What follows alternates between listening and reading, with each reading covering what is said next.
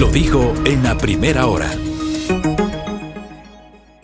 8:41 en la mañana. 22 meses después desde que se declaró la emergencia sanitaria en el Ecuador, producto de la llegada del primer caso del coronavirus acá. El primer caso se reportó oficialmente el 29 de febrero.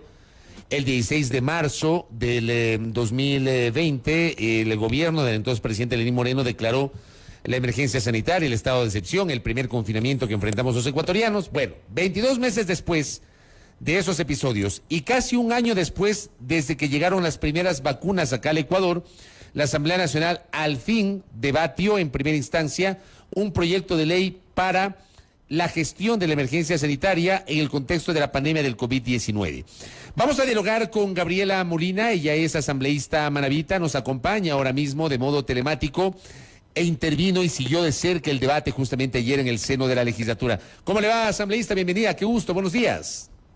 Buenos días, Fabricio, buenos días a todos los ecuatorianos que nos ven y nos escuchan a través de este importante medio de comunicación. Un saludo cálido y un abrazo también desde mi querido Manabí para todos y todas. Gracias. Allá en la provincia de Manabí tenemos audiencia a través de nuestra frecuencia 104.5 FM estéreo con nuestra tradicional señal de radio y claro, transmitimos también por Facebook Live y por nuestro canal de YouTube. ¿Qué sensaciones le dejó a usted, asambleísta Molina, este primer debate de la ley de la pandemia? Bueno, ahí hay algunas observaciones que hacer, Fabricio. Bien, lo decías al inicio de esta entrevista. Primero, han sido muchos meses de espera. Esta respuesta que hoy tiene el legislativo no es otra cosa que dar cumplimiento a los dictámenes de la Corte Constitucional, que alrededor de 8 o 9 han dispuesto al presidente de la República a la creación de este proyecto de ley con el cual se pueda dar frente a la pandemia. Y que, sin embargo, por varios incumplimientos del expresidente Moreno, y también del expresidente Lasso, porque de algún modo el presidente Moreno entregó un proyecto de ley que fue retirado por el presidente Lasso con la promesa de presentar un texto alternativo. Un texto que todavía no llega a la Asamblea y que, como lo hemos dicho ya, está en exceso, vencido el plazo que podía darse de acuerdo a los dictámenes de la Corte Constitucional. Esto es una iniciativa legislativa de varios compañeros de la mesa de la Comisión de Salud, con la cual pues se pretende ahora sí dar cumplimiento a estos dictámenes que señalaban que el estado de excepción no podía darse de manera reiterativa ni permanente, sino de acuerdo a lo concebido en la Carta Magna. Entonces, ahora sí la Asamblea, a pesar de todos estos dictámenes, de todos los meses que han transcurrido y han pasado, al fin tiene y presenta un proyecto al Pleno de la Asamblea, el mismo que fue discutido, que fue debatido el día de ayer, donde yo también he puesto a consideración de la Comisión y del Pleno de la Asamblea algunas consideraciones, la mayoría de forma, pero también hay otras trascendentales de fondo, estimado Fabricio, ¿no? El proyecto como tal tiene medularmente la importancia de atender, el limitar o suspender, regular la libertad de tránsito que debe de darse sin acudir necesariamente a un estado de excepción, que era el propósito de la Corte Constitucional. En esa razón, el proyecto prevé que de acuerdo a una legislatura ministerial, a un acuerdo ministerial, puedan crearse las zonas de alerta sanitaria. Este acuerdo debe ser expedido por la autoridad competente, que en este caso tendría que ser el Ministerio de Salud Pública. Y ahora sí, de una vez delimitadas estas zonas de alertas sanitarias geográficamente, poder tener medidas de acuerdo a la temporalidad y las medidas establecidas básicamente en el artículo 8 de este proyecto de ley. En el curso del debate hubo intervenciones de legisladores que consideraron que detrás de esta iniciativa se podría establecer una suerte de estado de excepción camuflado. ¿Es así? ¿Hay esta sensación o quedó esa sensación, asambleísta Molina? Bueno, es importante indicar que este proyecto debería de regular la libertad de tránsito, únicamente, ¿no? La libertad de tránsito y de pronto sí, este proyecto de alguna manera está más ampliado. Hay observaciones muy claras de los asambleístas ayer en sus ponencias, donde se está extralimitando la orden del dictamen constitucional. Dentro de la regulación en materia ya de la libertad de tránsito, pues se establece, por ejemplo, días y horarios en los cuales pueda limitarse la circulación personal, la restricción vehicular, las actividades también, y entregar competencias a los GAS, como poder suspender la autorización de cualquier funcionamiento que se haya dado a través de estos y algunas actividades en las cuales se pueda restringir el horario. El sentido de esto es poderle dar una atención sin necesidad de llegar a un estado de excepción que, como lo vimos a través de algunos dictámenes, también incluso fue negado uno al presidente Moreno por el abuso de esta norma constitucional, que debería de darse en los casos que los establece la Constitución, no por conmoción interna para atender una situación que se entiende va a ser transitoria, va a tener un fin, y que debe de ir con esto también al término del estado de excepción. Ahora, el tema es que solamente en estado de excepción se puede restringir derechos. La libertad de tránsito, la libertad de reunión, la libertad de asociación, el derecho a la libre expresión y comunicación. Solo en estado de excepción.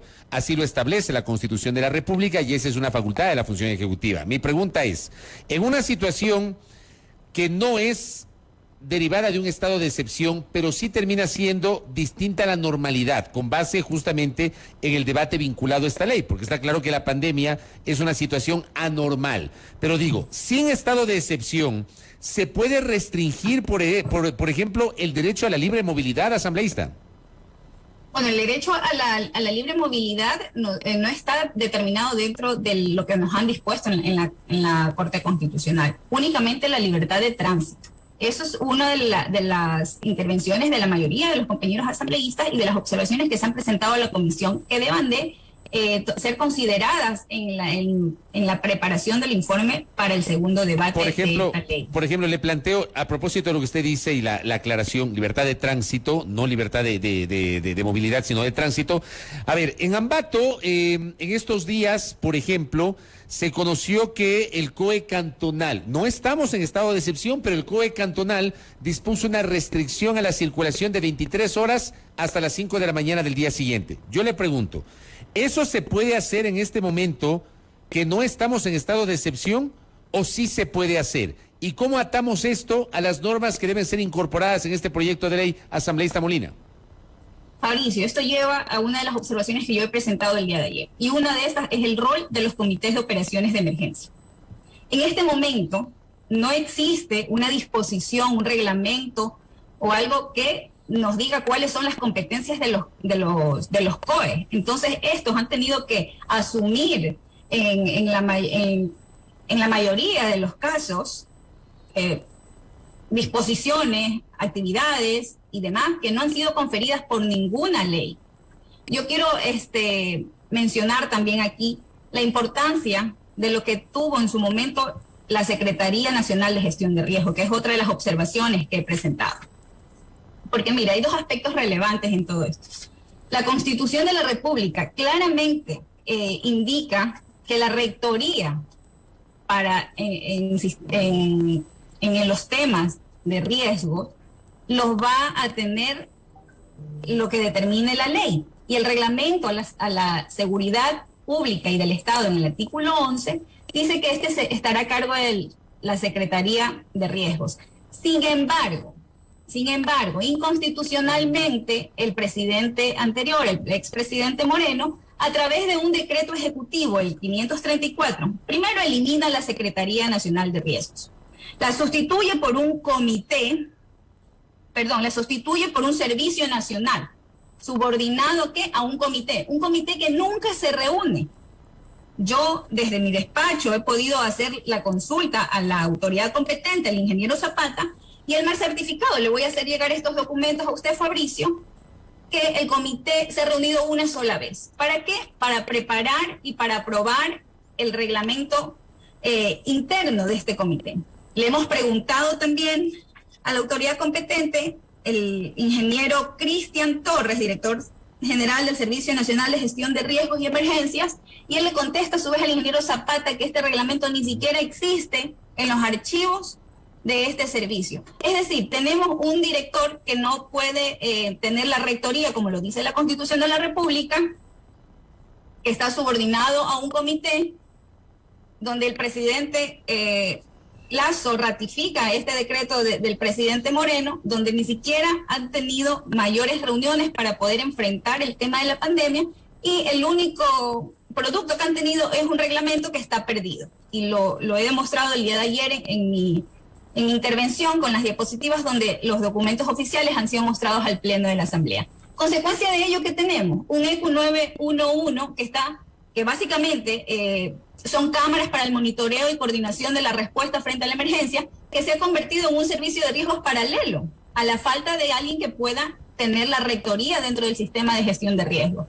Consecuencia de ello es lo que tú decías, ¿no? Que los COEs cantonales han tenido que asumir funciones que ninguna ley les ha conferido y que corren, por supuesto, corren el riesgo de cometer graves errores que afectan y atentan ante la libertad de los ecuatorianos y de otros derechos que constitucionalmente tenemos. En definitiva, hay una total desarticulación, desconocimiento y un caos completo en lo que tiene que ver el Sistema Nacional de Riesgos. Por eso hemos presentado estas observaciones que esperamos la mesa de salud las considere dentro de su propuesta para el segundo debate. Lo último, asambleísta Gabriela Molina, que también yo lo he comentado en estos días, capaz si la pandemia pasa y no tenemos ley. O sea, estamos en pandemia desde hace 22 meses, no sé cuánto tiempo más viva el mundo en medio de la pandemia y no tenemos una ley. Yo pregunto, ¿alcanzará el tiempo? ¿Será que la Asamblea, luego del primer debate de ayer, le pone un poquito el pie al acelerador de este trámite para que la ley salga lo antes posible? ¿Usted cómo siente justamente la voluntad de la Asamblea en este sentido? Bueno, ayer se pudo ver un interés de algunos legisladores en apoyar este proyecto de ley.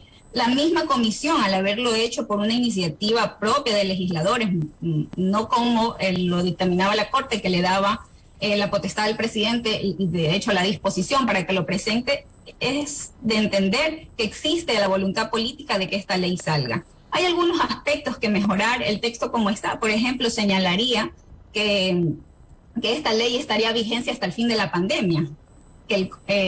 En ese sentido, la comisión y la sugerencia nuestra es que la ley sea aplicable en cualquier tipo de emergencias sanitarias, que no se limite únicamente al tema de la pandemia como tal.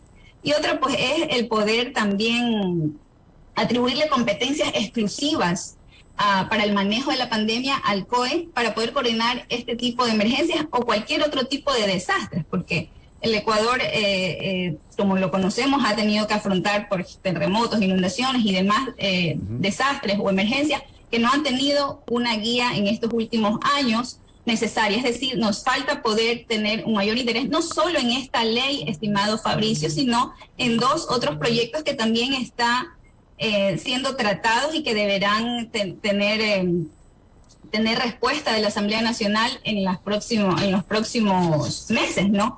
Que son el Código de Seguridad del Estado y la Ley Orgánica para el Sistema Nacional de Riesgos. Ningún proyecto de este tipo existe. Este sería uno de los primeros y que, como hemos visto, podría ayudarnos a corregir muchos de los errores que se han dado en el transcurso de esta pandemia y que nos han cobrado incluso vidas humanas. Claro que sí, yo le iba justamente a decir que una de las asignaturas pendientes en un país como este, que está permanentemente expuesto a riesgos como inundaciones, como fenómenos naturales, etcétera, no tenemos una ley de gestión de riesgos y eso evidentemente estamos a la expectativa de aquello. Gabriela, gracias. Ni gestión de riesgos, ni tampoco un ente que ejerza la rectoría como tal, como lo tenía la Secretaría de Riesgos. Eso es muy preocupante, porque la persona que en este momento hace de secretario de este comité tiene voz, pero no tiene voto dentro de las decisiones. Tiene un rango de ministro, un sueldo de ministro, pero no ejerce la rectoría. Incluso para temas de fiscalización, cuando políticamente quiera responder ante, por ejemplo, la Asamblea Nacional, no podría calificar ni siquiera dentro de los requisitos que establece la LOF y la Constitución para un posible juicio político, por ejemplo, ¿no? Uno de los casos, porque es un problema no tener la rectoría, no poder tener el control, poder emitir disposiciones para poder actuar de esta manera, sino que se encuentre subordinado a una reunión que, como lo hemos visto, y le voy a pasar los documentos oficiales, un comité que nunca se ha reunido. Se ha reunido, bueno, una sola vez para tener un reglamento que no lo encuentran en este momento y que no nos lo han podido hacer llegar a la Asamblea Nacional. Qué barbaridad. Bueno, vamos a ver qué pasa con eso. Asambleísta, gracias por el tiempo y que tenga un buen día. Gracias, Fabricio, a usted. Gracias por poderme permitir llegar a la ciudadanía y también esto poder ser una rendición de cuentas breve de nuestro trabajo en este específico proyecto que es la Ley Orgánica para la Gestión y la Emergencia Sanitaria causada por la pandemia. Muchas gracias a usted y a todos los ecuatorianos que nos escuchan. A usted por la gentileza. Gabriela Molina, asambleísta por la provincia de Manabí, conversando aquí en A Primera Hora sobre el primer debate del proyecto de ley para la gestión de la emergencia sanitaria derivada de la pandemia del COVID-19, tema que ayer se debatió y se cerró en el Pleno de la Asamblea Nacional y claro, ahora queda en manos de la Comisión del Derecho a la Salud, que deberá reunirse para sistematizar las observaciones y comenzar el proceso de construcción del informe para segundo y definitivo debate. 8:57 en A Primera Hora. Primera plana.